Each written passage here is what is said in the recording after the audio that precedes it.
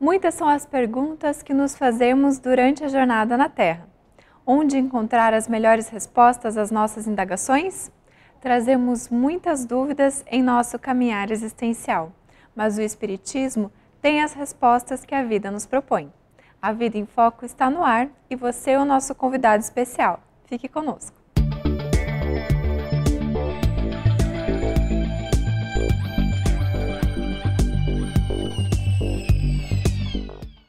Um dos princípios que norteiam a doutrina espírita é a lei da reencarnação. Assim, quando o espírito se embosca na matéria pelo fenômeno reencarnatório, nela haverá de cumprir um desígnio divino. O retorno ao corpo físico pelo espírito é um ato moral para o qual devemos atentar para a gravidade do momento. Assim, é de se perguntar: é fácil reencarnar? Por que razão retornamos ao corpo físico?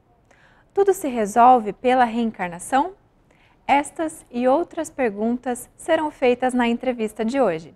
A Vida em Foco traz também curiosidades, crônica, o Espiritismo esclarece e fechando o nosso encontro de hoje, mais reflexões sobre a doutrina espírita e os ensinamentos de Jesus.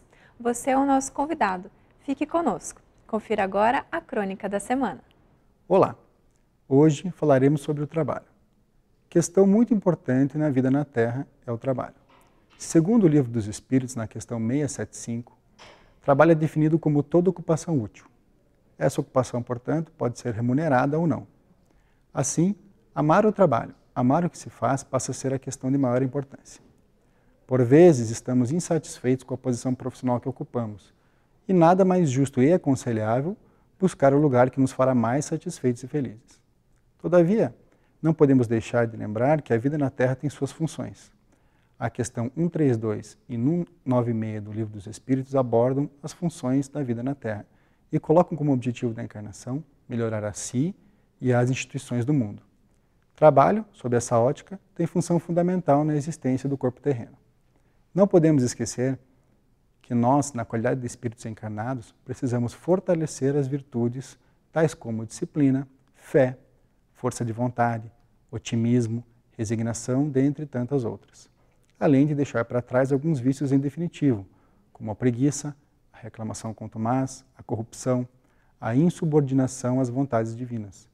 Doenças que não raro carregamos a diversas reencarnações. Desta maneira, sempre que buscamos uma mudança, com o intuito de fugir ao compromisso do autoaprimoramento, de nosso melhoramento como espírito, as dificuldades das quais tentamos nos livrar vão conosco de mudança, já que não podemos fugir das nossas necessidades encarnatórias na qualidade de espíritos aprendizes que somos.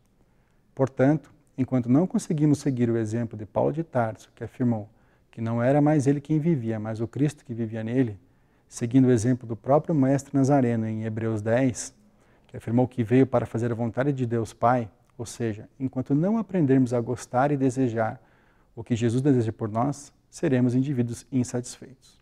Enquanto não alinharmos a nossa vontade à vontade de Deus, seremos pessoas frustradas e que, para conseguirmos trabalhar em paz, precisamos mudar e encarar as vicissitudes da vida como oportunidades de crescimento e provas com as quais fortaleceremos e ganharemos maturidade espiritual. Por ora, então, cabe-nos desligar o despertador todas as manhãs, tomarmos a nossa dose diária de otimismo, com fé e força necessários para o êxito, a fim de cumprirmos todas as nossas obrigações diárias que nos cabem. Confira agora o quadro de entrevista com o tema Retornar ao corpo? Por quê?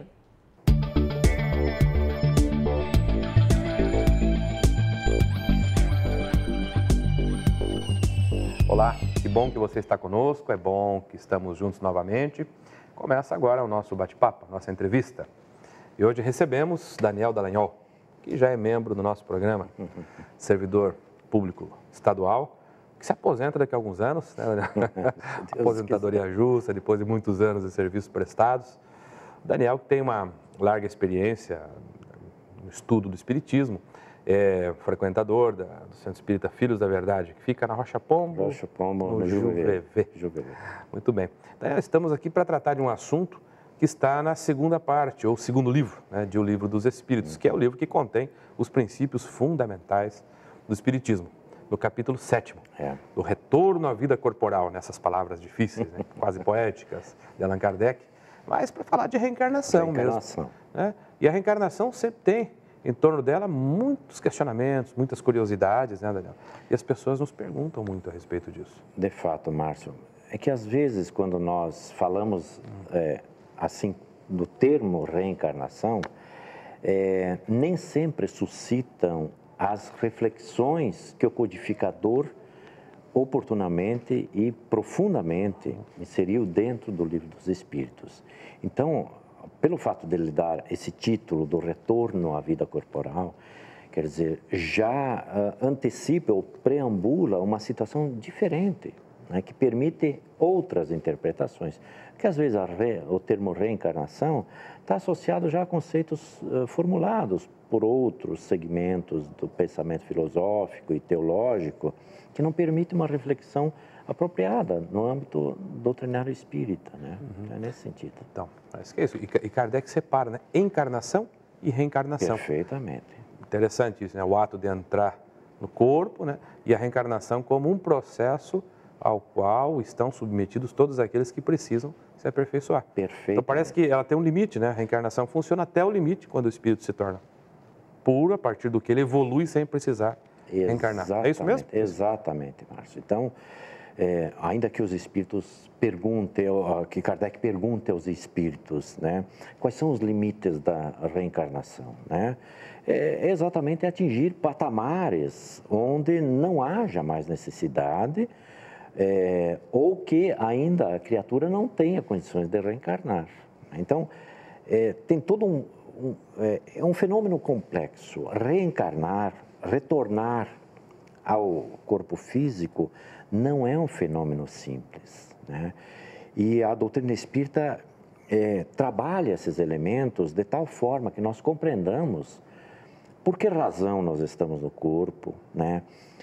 Quais são as implicações desse processo, quanto tempo se demora para um espírito retornar ao corpo físico. Quanto tempo demora, Daniel?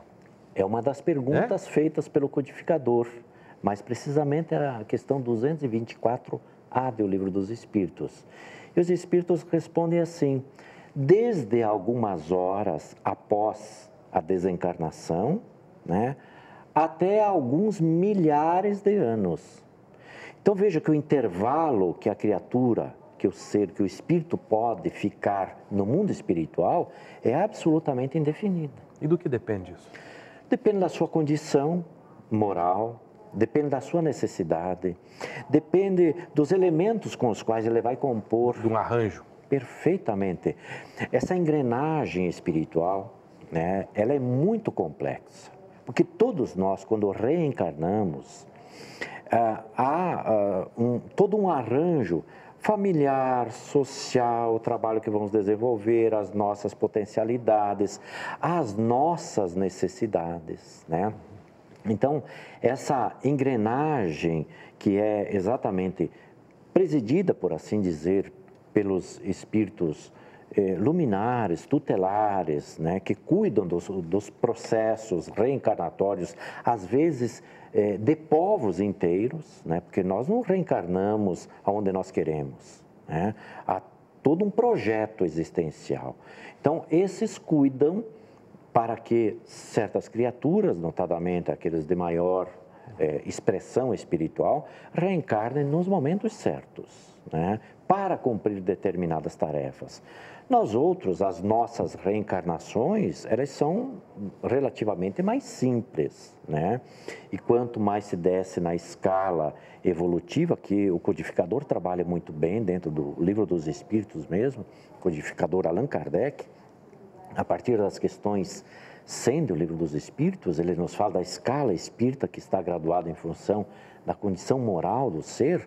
Quanto mais inferiorizada, digamos, a condição moral, o processo reencarnatório é mais fácil, muito embora esses espíritos ordinariamente já não reencarnem mais no planeta Terra, não com a quantidade com que isso acontecia numa época mais recuada da nossa história, né? Hoje vivemos mais, né? Então há uma série de conjugação de fatos aí que determinam encarnações mais longas e para espíritos mais aprimorados, né? Então não há uma quantidade fixa de reencarnações. Não há, porque... Não é igual numa escola, não é? Não. Propriamente, que é uma comparação bem grosseira. Perfeitamente. O indivíduo tem que ir até o 10º ano e daí ele se gradua. Não. Não. A graduação é moral, né? Há um sem número.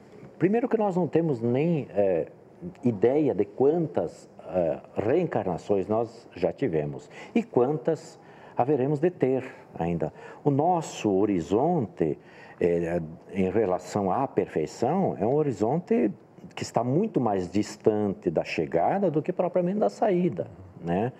Do início do nosso processo evolutivo. Então, quantas teremos? Em que orbes, em que mundos teremos? Né?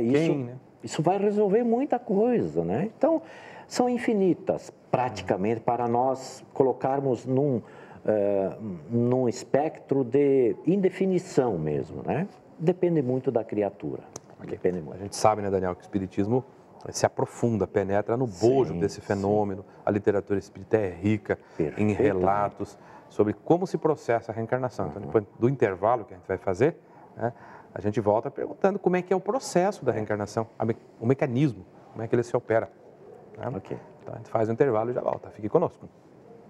Aguarde uns instantes. Vamos para um breve intervalo e logo voltamos. Até já!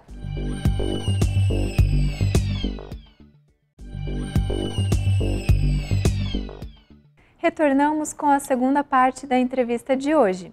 E o tema é: retornar ao corpo? Por quê? Acompanhe. Estamos de volta. Daniel, falando sobre a reencarnação, né, o seu mecanismo, tudo que envolve, as curiosidades em torno desse tema, que é um tema que a gente sabe que é pulsante aí em algumas doutrinas religiosas. É preciso lembrar que a reencarnação é um dos fundamentos principais do próprio judaísmo. E Jesus era judeu. Então, o Antigo Testamento, né, que retrata a cultura desse povo, essa cultura extraordinária, está impregnado, né, desse conceito de reencarnação. O que houve foi que, depois do 4º século dessa nova era, né, da era dita cristã, parece que a reencarnação foi glosada do princípio de algumas religiões ocidentais. Particularmente no cristianismo, através do Concílio de Nicéia, né? Isso. O espiritismo vai e resgata o cristianismo primitivo, né, e as tradições do tempo de Jesus. Então, a pergunta que ficou lá antes do intervalo é: como é que se opera a reencarnação? Como é que é o mecanismo, Daniel? Quando o espírito reencarna? Perfeitamente. Dissemos, Márcio, e isso é muito importante que se compreenda, que reencarnar é um fenômeno muito complexo, né? Então, há todo um preparo espiritual para que a criatura reencarne. Porque o objetivo da reencarnação é dar certo, né? Quando o codificador indaga os espíritos imortais, por que razão Deus leva as criaturas ao processo reencarnatório? Eles dizem assim: para uns é expiação, para outros é missão. A grande massa média dos espíritos encarnados no planeta Terra trazem porções equilibradas, na imensa maioria, de expiação, ou seja, aquela necessidade de experimentar o rebote do equívoco praticado no passado, né, com um mecanismo educativo, pedagógico da lei divina, e também para experimentarmos missões de sermos pais, de sermos educadores, trabalharmos, né? Então, cada um traz um pouquinho de missão e um pouquinho de expiação. Todo mundo tem missões, então missões em dimensões bem maiores. Perfeitamente. Para que a gente não deixe isso circunscrito só a um grupo seleto de pessoas, né? Absolutamente. É missionário alguém que cuida lá do cachorro, é missionário alguém que, né, se responsabiliza por uma família, é isso aí? Exatamente, né? Então, a porção de missão vai depender exatamente da capacidade de realizar. E você acha que o êxito de uma encarnação é o cumprimento dessa missão? Perfeito. Coisa que já é difícil, me parece, né? Exatamente. Então, nós, didaticamente apresentando, né, nós temos uma espinha dorsal, digamos, né? São aqueles elementos que vão fazer com que a criatura, ao longo da sua existência corporal, né, que é toda ela de ordem moral, ainda que nós estejamos no corpo físico, mas a nossa existência é de ordem moral. O processo reencarnatório visa ao aperfeiçoamento moral. Então, nós temos uma matriz, digamos assim, que é o esqueleto principal, né? É a espinha dorsal das nossas questões no âmbito de uma reencarnação, daquela reencarnação. Então, se nós trabalharmos aqueles elementos fundamentais, provavelmente nós sairemos bem do processo reencarnatório, né? Não quer dizer que nós não podemos falir em algum ponto ou outro daquilo que nós temos como meta nos aperfeiçoarmos, né? Mas dizem os espíritos, genericamente, que nós sempre acertamos, né? Porque nós, no processo reencarnatório, estamos afetos a uma lei divina, uma lei moral, portanto, que é a lei do progresso, né? Como é um princípio doutrinário espírita e da lei divina, que o espírito não retrograda, ou seja, ele não desce os degraus morais a partir daquele ponto em que ele conquistou, né?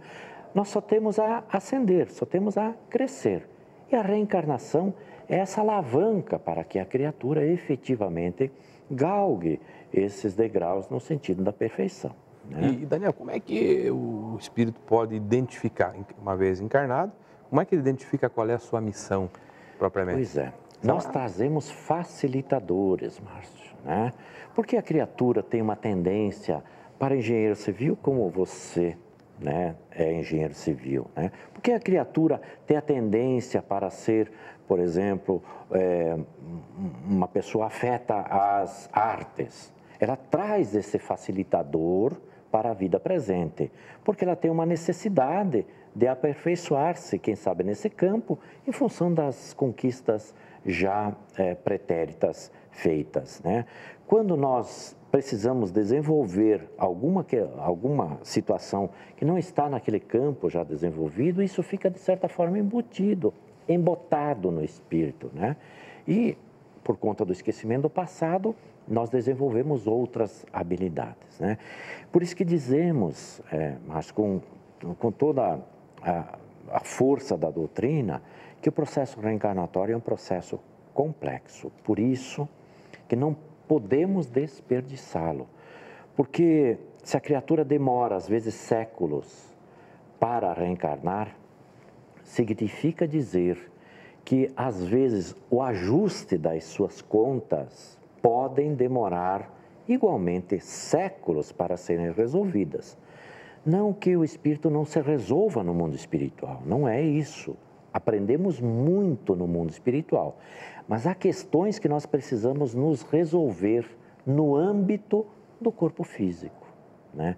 Então, a criatura, por não entender o fenômeno que é essencialmente moral, muitas vezes desperdiça a oportunidade do corpo e uma outra oportunidade, quem sabe, demore muito tempo. Nesse tempo, pode ser que a dor seja o elemento dinamizador de muitas coisas aí, né? Para dizer então que é no corpo, na experiência encarnatória, que ele prova mesmo se consolidou as virtudes que são necessárias. Perfeitamente, né? Porque ele age exatamente por tudo aquilo que é o seu impulso interior, né? Fala-se do arbítrio, que é livre em toda a criatura, né? Quando nós estamos no corpo, os nossos impulsos, ainda que estejam embotados por conta da fisiologia, né, que encobre o espírito, ou que o espírito está envolvido, mas são as melhores expressões, né? Porque nós agimos exatamente com a nossa consciência, né? Então, esses momentos em que nós estamos no corpo físico, por menor ou mais curta que seja a duração, ou por mais longa que seja, tem criaturas que vivem 100 anos, por exemplo, né? São experiências excepcionais para o espírito. Razão pela qual, Márcio, quando as criaturas ouviram falar desse princípio, que não é essencialmente doutrinário, mas esse princípio divino de reeducação das almas, elas se atiram no processo reencarnatório, não importando em que condições reencarnem, mutiladas, né, no corpo físico, dementadas, porque elas sabem que é a oportunidade divina para a reedificação dos seus espíritos. Muito bem, Daniel, nosso tempo está esgotado. Pois. Agradeço, né, Também, Márcio. por esse bate-papo agradável, e a você que nos acompanhou, permaneça conosco, que o programa continua com as suas atrações. Se você tem dúvidas e quer ouvir as respostas aqui no programa, mande-as para contato@vidaemfoco.com.br e acompanhe as próximas edições do programa. Fique agora com o quadro O Espiritismo Esclarece. Olá! Alice Kornoski nos indaga hoje. Perdas financeiras têm a ver com antepassados? Alice, segundo uma tradução bastante divulgada, no próprio Decálogo constaria que Deus pune a iniquidade dos pais nos filhos até a terceira e quarta gerações. Uma tradução mais moderna e fiel assevera que essa punição será na terceira e na quarta gerações. Segundo a versão mais antiga, a punição ocorreria por várias gerações, atingindo filhos, netos, bisnetos e mesmo trinetos. Conforme a tradução mais fiel, as consequências do mal feito adviriam algum tempo depois, em uma específica geração. A diferença substancial é que assim é o próprio infrator quem enfrenta as consequências do que fez em uma reencarnação posterior. Ele tem tempo suficiente para amadurecer suas ideias no plano espiritual, programar uma vida de refazimento e surgir novamente no mundo. Punir alguém pelos erros de outrem é uma grosseira injustiça que a própria legislação humana rejeita. Deus, em sua infinita bondade, não pode fazer nada injusto, pois toda injustiça é uma maldade.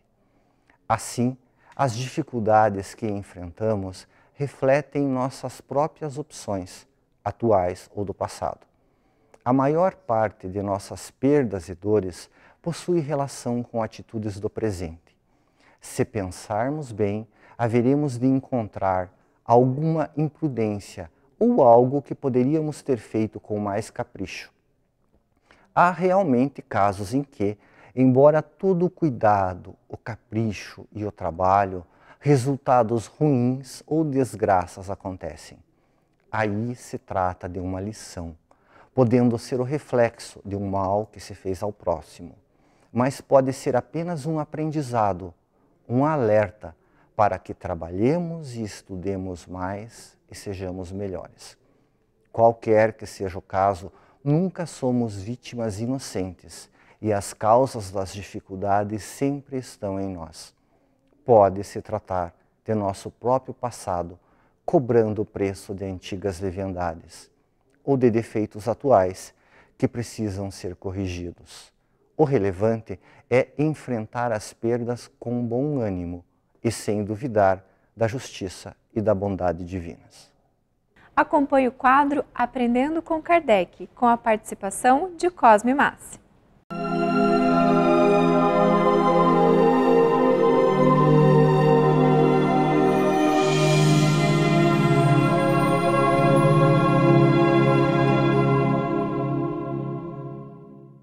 Olá, Aprendendo com Kardec. Qualidade dos fluidos. Estamos mergulhados numa matéria sutil, imponderável, denominada pelos espíritos de fluidos. Substâncias semimateriais que os espíritos utilizam para se comunicar conosco, para a interação com o mundo material. Mas como estes fluidos recebem as suas qualidades? Como são as suas propriedades? Allan Kardec aborda esse tema na obra Gênese. Vejamos o que ele nos ensina. Tem consequências de importância capital e direta para os encarnados a ação dos espíritos sobre os fluidos espirituais. Se estamos mergulhados nesses fluidos, a ação dos espíritos sobre esses fluidos nos atinge. Então é muito importante entender como se dá esta ação, sendo esses fluidos o veículo do pensamento e podendo este modificar-lhes as propriedades, é evidente que eles devem achar-se impregnados das qualidades boas ou más dos pensamentos que os fazem vibrar, modificando-se pela pureza ou impureza dos sentimentos. Então, os fluidos não têm qualidades próprias, mas possuem as qualidades dos pensamentos dos espíritos. São os sentimentos bons ou maus que dão as qualidades boas ou más dos fluidos que envolvem os espíritos. Os maus pensamentos corrompem os fluidos espirituais, como os miasmas deletérios corrompem o ar respirável. Os pensamentos vão dar aos fluidos a qualidade ruim, se o pensamento for ruim. Se o sentimento for um sentimento ruim, essas qualidades vão dar a esses fluidos, estes elementos que nos fazem respirar um ar poluído, uma atmosfera pesada que nos provoca o mal-estar. Os fluidos que envolvem os espíritos maus ou que estes projetam são, portanto, viciados, ao passo que os que recebem a influência dos bons espíritos são tão puros quanto comporta o grau da perfeição moral destes. Veja que estas qualidades boas ou más, dadas aos fluidos, são reflexo dos sentimentos, do pensamento, daquilo que constitui a natureza moral dos espíritos. Se queremos estar envolvidos com fluidos bons, precisamos ter os nossos pensamentos voltados ao bem, cultivarmos os nobres sentimentos, para que estes fluidos que nos rodeiam adquiram estas boas propriedades. E dessa forma, atrairemos os espíritos bons, que manterão as qualidades boas de acordo com o progresso moral que eles tenham alcançado. Cabe, portanto, a cada um de nós vivermos num ambiente rodeado de bons fluidos, cultivando as nobres emoções, mantendo o pensamento no bem.